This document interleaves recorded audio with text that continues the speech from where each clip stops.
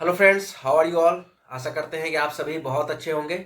मैं Arnab SSC at Indian railways और स्वागत करता हूं आपका रेलवे टॉकीज में। तो फ्रेंड्स, जो कि आरआरबी जेई 2025 सीबीटी 1 का रिजल्ट कल रात को ही रिलीज हो चुका है और अब जो है दोस्तों आपकी असली लड़ाई शुरू होती है, दैट इज फॉर सीबीटी 2। जैसा कि आपने 2019 और 2024 के पैटर्न को नोट आउट किया ही होगा और 2024 में जिस हिसाब से कंपटीशन बढ़ा है सीबीटी 2 में, आप देख सकते हो।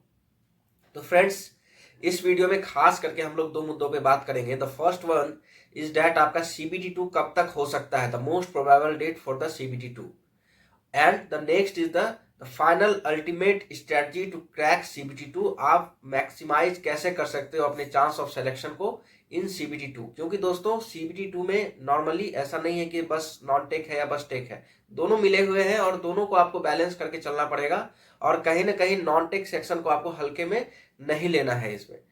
तो दोस्तों चलिए फुल हम लोग चर्चा करेंगे, फुल एनालिसिस करेंगे इस टॉपिक पे। तो चलिए सबसे पहले अगर दोस्तों मैं सीबीटी 2 की बात करूं तो यहाँ पे फ्रेंड्स, जैसे ही आपका सीबीटी 1 का रिजल्ट रिलीज हो जाता है तो उसके बाद दो काम होता है। The first one is the centre allotment and the second one is the admit card processing. इन सब चीजों में कम से कम 6 से 7 हफ्तों का समय लगता है दोस्तों। तो मैं ये एक्सपेक्ट कर रहा हूं कि 45 से 60 दिन, मतलब कि 1.5 महीने से लेकर 2 महीने के अंदर अंदर ही आपका डेट आ जाएगा आरआरबी जेई 2025 का सीबीटी 2 का।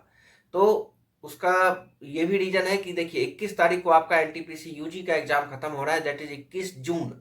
तो उसके बाद शेड्यूल होने का मैक्सिमम चांस है। मुझे ऐसा लग रहा है कि 21 जून के बाद आपका एग्जाम कभी भी शेड्यूल्ड हो सकता है और ये डेट आपको पहले ही मिल जाएगा, ये डेट आपको पहले ही मिल जाएगा दोस्तों। तो 13 मई को आपका रिजल्ट रिलीज हुआ आरआरबी जेई सीबीटी 1 का, तो 13 मई से 13 जून 1 महीना पकड़ लीजिए, फिर आप 15 से 30 दिन का कुशन लेके चलेंगे। तो चलिए फिर भी आपके पास 45 दिन यहाँ पे अल्टीमेटली बच रहे हैं, 45 दिन मिनिमम। वो अगर बेस्ट केस रहा तो 60 दिन भी जा सकता है फ्रेंड्स। तो अब इन 60 से 45 दिनों में हम क्या करना है, क्या हमारा टारगेट होना चाहिए, इस पे मेन डिस्कशन है दोस्तों। अब आप देख लो, यहाँ पे 50 नंबर का आपका नॉन टेक सेक्शन आता है आरआरबी जेई सीबीटी 2 में और 100 नंबर है फुली टेक्निकल। फुली टेक्निकल मतलब आपको कहीं ना कहीं गेट और ईएस के लेवल से तैयारी नहीं करनी है, मगर आपको ब्रॉडली जितना सिलेबस दिया गया है रेलवे के नोटिफिकेशन में उसको आपको ब्रॉडली कवर करके जाना है दोस्तों, क्योंकि एक एक टॉपिक इंपॉर्टेंट है सिलेबस का। आपको किसी भी टॉपिक को छोड़ना नहीं है।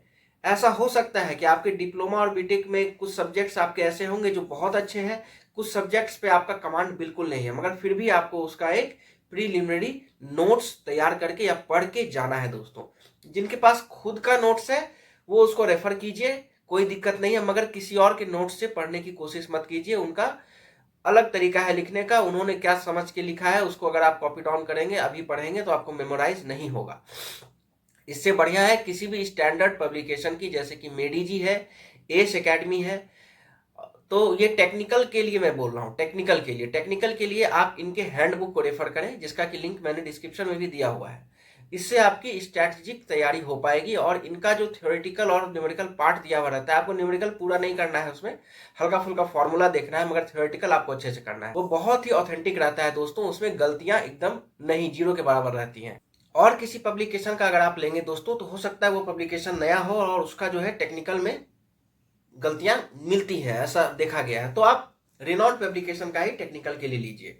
जहां तक मैं नॉन टेक की बात करूं तो वाईसीटी की एक बुक है जिसको मैंने डिस्क्रिप्शन में भी डाला है, वन इन ऑल। वहां पे आपको कंप्यूटर, इन्वायरमेंट, जनरल अवेयरनेस सारा चीज कवर्ड है, एज वेल एज 8000 से ज्यादा प्रीवियस ईयर क्वेश्चंस भी दिए गए हैं आरआरबी जेईई सीबीटी 2 के।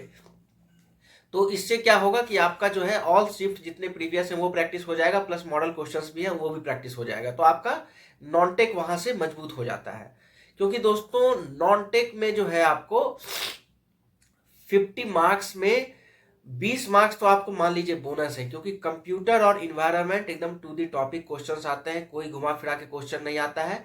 उसका मैंने भी वन शॉट वीडियो कराया हुआ है, 2-1.5 घंटे में कराया हुआ है, वो भी आप देख सकते हो, और नोट्स भी मैंने टेलीग्राम ग्रुप में प्रोवाइड करा दिया है, तो वो भी आप डाउनलोड करके पढ़ सकते हो।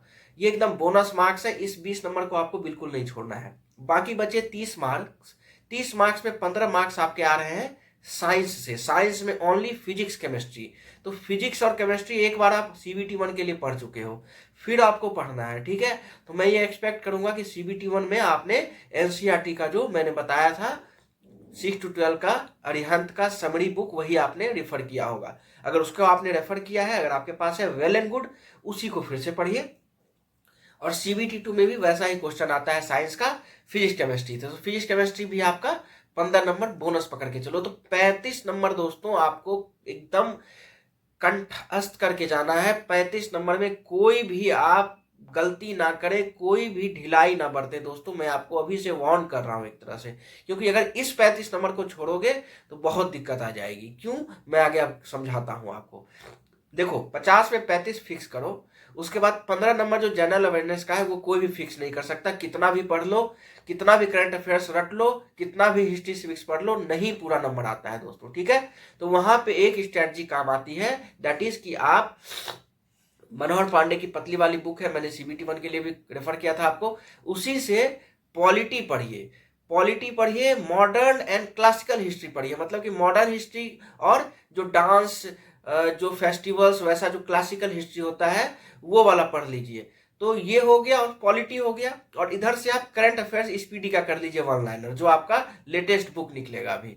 तो इससे क्या होगा, आपका 15 में से 8 से 10 नंबर फिक्स हो जाता है, ठीक है। आप 15 में से 15 पढ़ने की कोशिश करोगे, ये 45 दिन उसी में चला जाएगा, ओनली जनरल अवेयरनेस। ऐसी गलती बिल्कुल मत करना, क्योंकि मार्क्स वहां से नहीं आने वाले हैं, मार्क्स मेन टेक्निकल और ये 35 नंबर से आने वाले हैं। तो ये रहा आपका 50 में से अगर आप इधर 35 में से 33 भी लाते हो, उधर आप 8 भी लाते हो, फिर भी 41 नंबर बन रहा है। 40 प्लस आपको 50 में से सिक्योर करना ही पड़ेगा दोस्तों, नॉन टेक में सीबीटी 2 को क्वालिफाई करने के लिए। नहीं तो आपको फिर टेक्निकल में इतना मेहनत करना पड़ेगा कि आपको मोर देन 90 लाना पड़ेगा। तो आप सोच लो जैसा आपको ठीक लगे, क्योंकि टेक्निकल में मोर देन 90 लाना दोस्तों कहीं ना कहीं मुश्किल हो जाता है। वहां पे देखो, जितना आप नॉन टेक में स्कोर करोगे, that will act as a cushion, that will act as a cushion for any decremental marks in CBT 2 technical part. क्योंकि टेक्निकल पार्ट में जो 100 नंबर का है, वहां पे जो भी आप गलतियां कर रहे हो उसको यही नॉन टेक वाला मैनेज करेगा।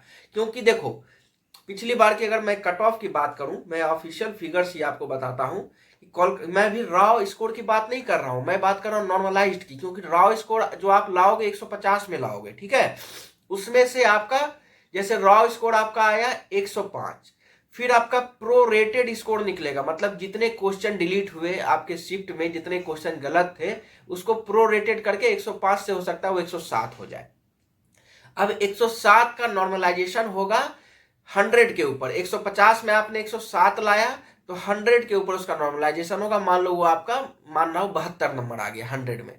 ये 72 नंबर के ऊपर आपका निकलेगा मेरिट इंडेक्स, जो कि कहीं ना कहीं वही, अगर 72 नंबर है तो आपके शिफ्ट पे डिपेंड करता है, डिफिकल्टी लेवल पे डिपेंड करता है, और आपके इर्द गिर्द जितने कैंडिडेट्स का नंबर है, मतलब आपके लिस्ट के इर्द गिर्द, उन पे डिपेंड करता है। तो वो आपका परसेंटाइल में मान लो 740 730 चला गया, ठीक है। ये है मेरिट। मगर ये सारे चीज सेकेंडरी है, प्रो रेटेड हो जाए, नॉर्मलाइज्ड हो जाए, मेरिट को, सारे चीज सेकेंडरी है। प्राइमरी क्या है, रॉ स्कोर।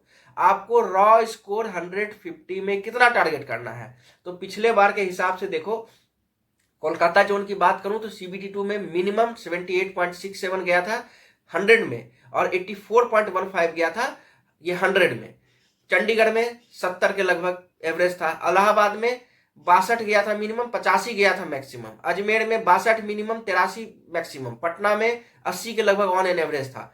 तो ऐसे अगर आप देखोगे तो इस बार मैं, अगर जो एक्सपेक्टेशन है मेरा, कि आपको कहीं ना कहीं 85% का टारगेट लेके चलना है। मतलब कि आप, अगर आपको इतना होना चाहिए कि 100 के अंदर जो आपका नॉर्मलाइज्ड मार्क निकले वो कम से कम 83, 84, 85 के लगभग जाए। उसके लिए आपको, अगर आप देखोगे तो 115 से 120 का टारगेट कम से कम पकड़ के चलिए। 150 में 115 से 120 का टारगेट कम से कम पकड़ के चलिए। वहां पे अगर मैंने जैसे बताया कि 40-41 नंबर अगर आप नॉन टेक में फिक्स कर लेते हो, तो इधर आपको टेक्निकल में 100 में से 10 गलतियां करो, 15 गलतियां करो, फिर भी आपको 80 नंबर आ जाएगा। 15 गलती करोगे, 5 नंबर आपका 1/3 अगर होता है तो ऐसे ही जाएगा, तो 20 नंबर चला गया, फिर भी 80 नंबर आपको आ सकता है। तो पॉसिबल है, पॉसिबल है और करना भी पड़ेगा, क्योंकि दोस्तों कंपटीशन कट थ्रोट है, कट थ्रोट। सेक्शन कंट्रोलर में आप देख ही लिए हो, आरआरबी जेई का भी हायर कट ऑफ ही आया है, उतना लो नहीं गया। हाँ, पिछले बार के एक्सपेक्टेशन से लो है, मगर फिर भी उतना लो नहीं है। तो आरआरबी जेई सीबीटी 2 के लिए आपको इस लेवल की तैयारी करनी ही पड़ेगी। इसके लिए क्या करना चाहिए, तो अभी जो 45 से 60 दिन है, रोज सिंगल मॉक टेस्ट आपको लगाना है। रोज डेली आपको मॉक टेस्ट लगाना है, किसी का लगाओ, मेडी जी का ले लो, टेक्स्ट बुक का ले लो, पीडब्ल्यू का ले लो, किसी का ले लो, मगर रेप्यूटेड इंस्टीट्यूट का लेना। कोई ऐसे जो भी लोकल यूट्यूब चैनल वाले निकाल दे रहे हैं टेस्ट सीरीज, वैसा मत लेना, तो दिक्कत हो जाएगी, एनालिसिस नहीं होता है उनका।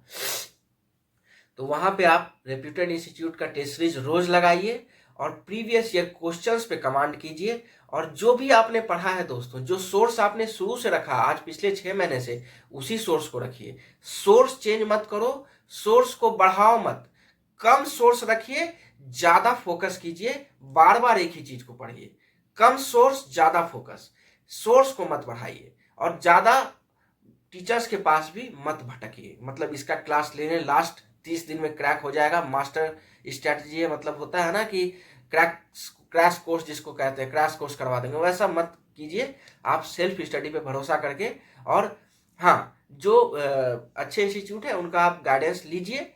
टेस्ट सीरीज लगाइए, टेस्ट सीरीज बहुत इंपॉर्टेंट है, पढ़ने से सिर्फ नहीं होगा, मॉक टेस्ट जरूर लगाइए। 45 दिन है, अगर 60 दिन है तो आपके कम से कम 50-60 मॉक टेस्ट कंप्लीट हो जाने चाहिए, तभी बैठो एग्जाम में, तब जाके आपका सीबीटी 2 क्लियर होगा, नहीं तो फिर अगले के लिए तैयारी करनी पड़ेगी दोस्तों।